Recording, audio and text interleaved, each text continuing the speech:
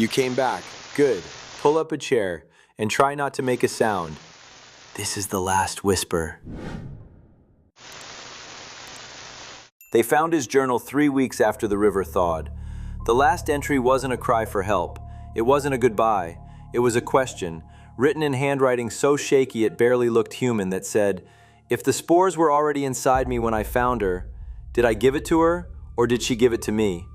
Nobody answered that question, because by the time anyone read it, the man who wrote it had already become part of the forest floor. This is the story of what happened to Daniel Marsh, and why the people who eventually found the houseboat never talked about what was growing inside it. The winter that changed everything didn't announce itself with blizzards or record-breaking cold snaps. It crept in slowly, the way a sickness does, quietly, underneath everything, until one morning you wake up and realize the world you knew is gone. Daniel Marsh had been living on the water for almost 2 years by the time the coughing started. He'd chosen the houseboat deliberately, not because he was some kind of survivalist genius. Daniel would have been the first to laugh at that idea, but because water made sense when everything else stopped making sense. The infected couldn't swim, or rather, they wouldn't. Whatever the cold did to a person's brain, it wiped away fear, but it also wiped away instinct. And something about the depth of moving water made them pull back. Nobody fully understood why. Nobody was left to study it. The houseboat itself had belonged to a family. Daniel knew that without needing to look at the photographs on the walls, though he'd looked at them anyway. There were 3 kids in those photos.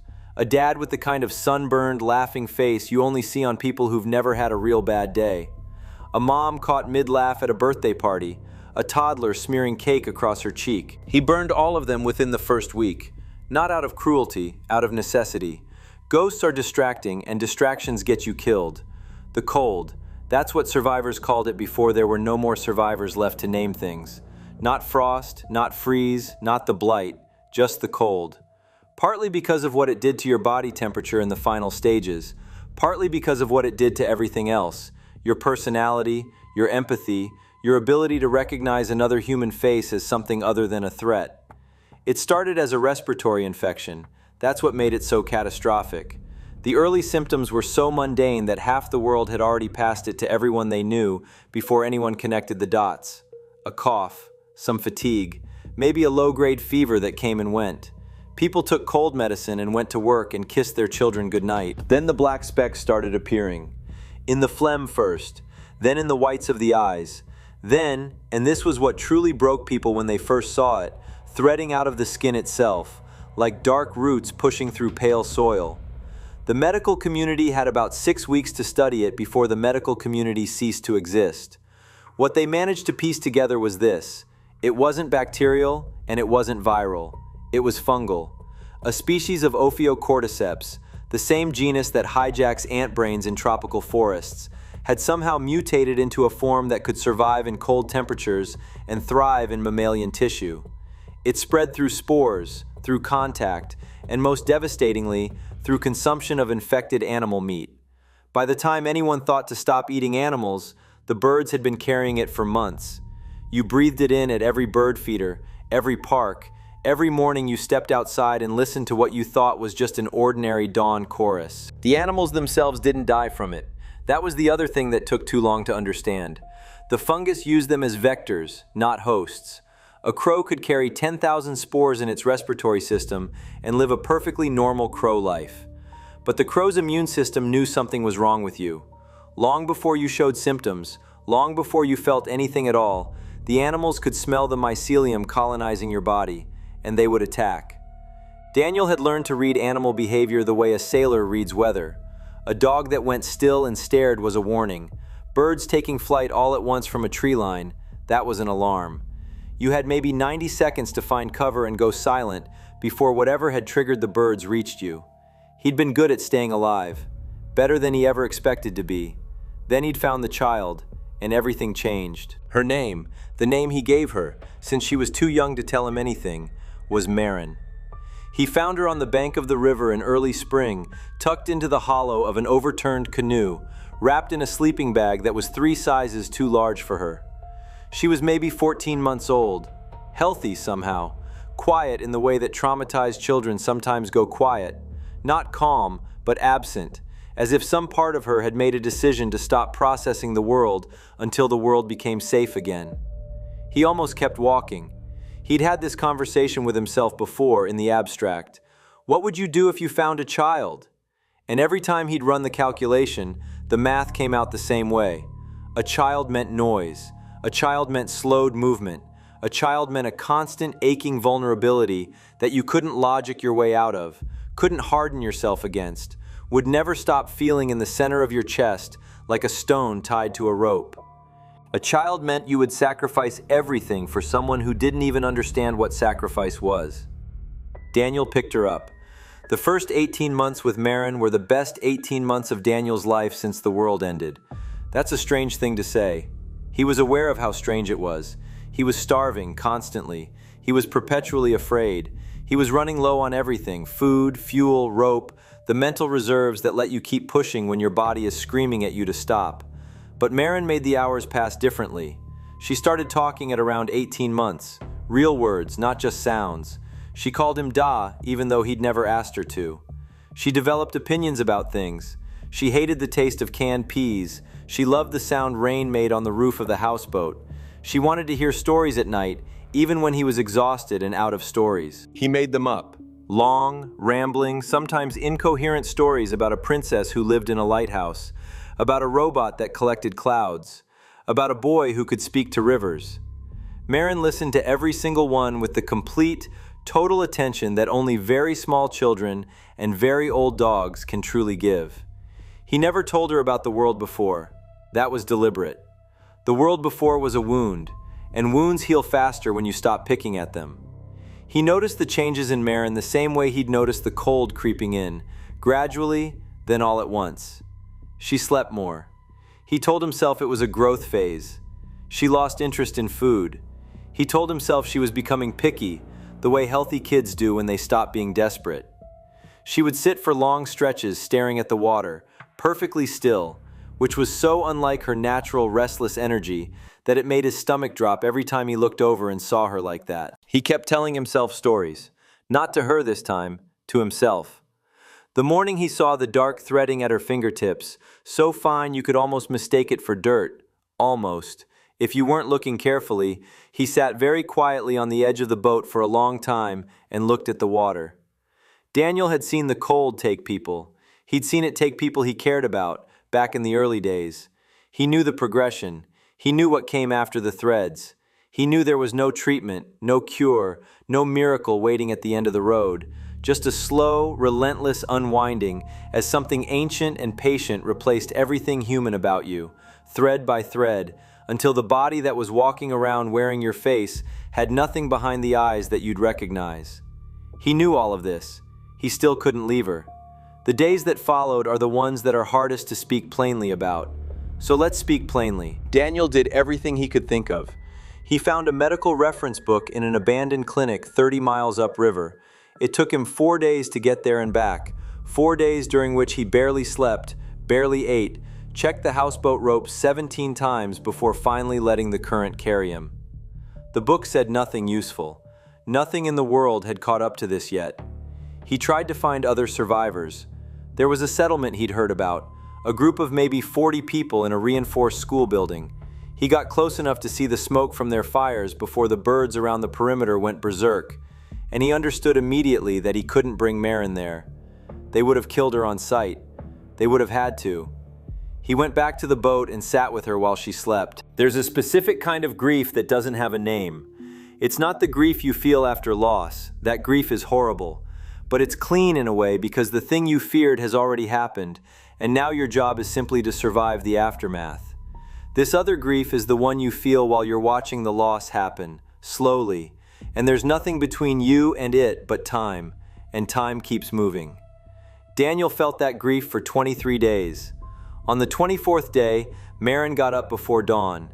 He heard her moving and came up from the deep, dreamless sleep of the truly exhausted to find her standing on the deck in bare feet, looking at the tree line. Her eyes, he saw it then, finally, undeniably, had gone the color of dried blood at the edges. Her lips were moving, but she wasn't making sound. "Maren," he said. She turned to look at him, and the thing that broke him wasn't the eyes, wasn't the gray that had started climbing her gums. It was that she still recognized him. Whatever was happening inside her, there was still something of her in there, some small, stubborn remainder that turned toward him when he said her name. She reached out and took his hand. Her fingers were cold. He stood with her on the deck until sunrise. Neither of them spoke. The river moved below them, indifferent and constant, the way rivers always are. He doesn't remember deciding anything. He would say that later, in the journal. He would write that it didn't feel like a decision at all. It felt like inevitability, like the closing of something that had always been going to close. What happened next, the specifics of it, those aren't important to the story. What's important is what Daniel wrote the next day, the one sentence that the people who found the journal couldn't stop thinking about. She wasn't afraid. After that, Daniel stopped taking care of himself. Not as punishment, at least. That's what he told himself. More like the machinery of self-preservation had simply run out of reasons to run. He still moved, still ate when he found something, still tied the boat to trees and untied it and moved on down the river, but the urgency was gone. The sharp animal alertness that had kept him alive for 2 years had gone dull and quiet, like embers in a fire pit after the cold comes. The cough that had been visiting him occasionally for weeks became permanent. He noticed the specks in what he coughed up and recognized them with a kind of flat, emotionless clarity. He'd known for a while, he realized. You always know before you admit you know. He kept moving anyway. He wrote in the journal. He recorded what he'd seen and survived, partly out of habit, partly because the idea that someone might eventually read it gave the whole thing a small, stubborn sense of meaning. The winter was spectacular and cruel, the kind of cold that makes the trees sing. Ice coated every surface, turning the forest into something alien and beautiful and utterly indifferent to human survival.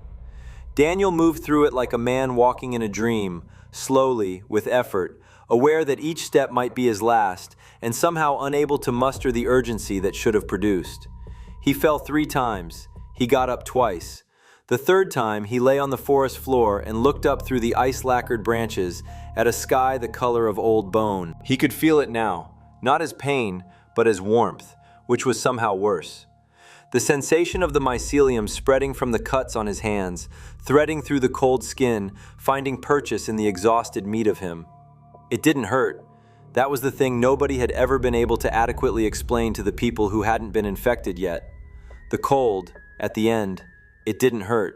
It felt like surrender, which is a different thing entirely. He thought about Marin. He thought about the family whose photographs he'd burned, whose houseboat had kept him alive for 2 years, whose faces he'd tried to forget and mostly succeeded.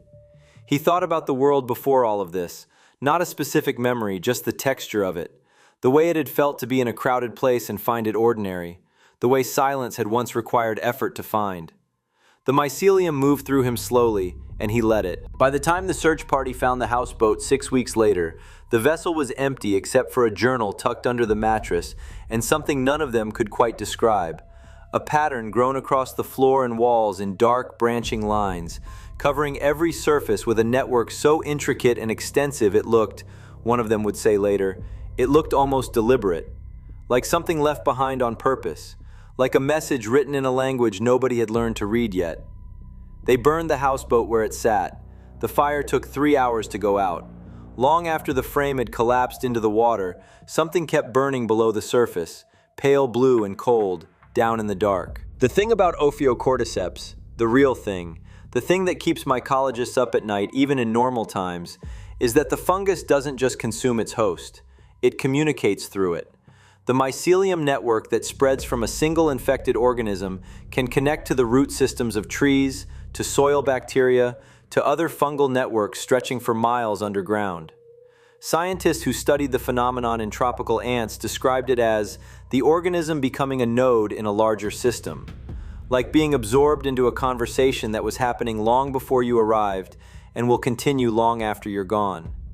Daniel's final journal entry, the one that asked whether he had infected Marin or she had infected him, was dated 3 days before the search party arrived.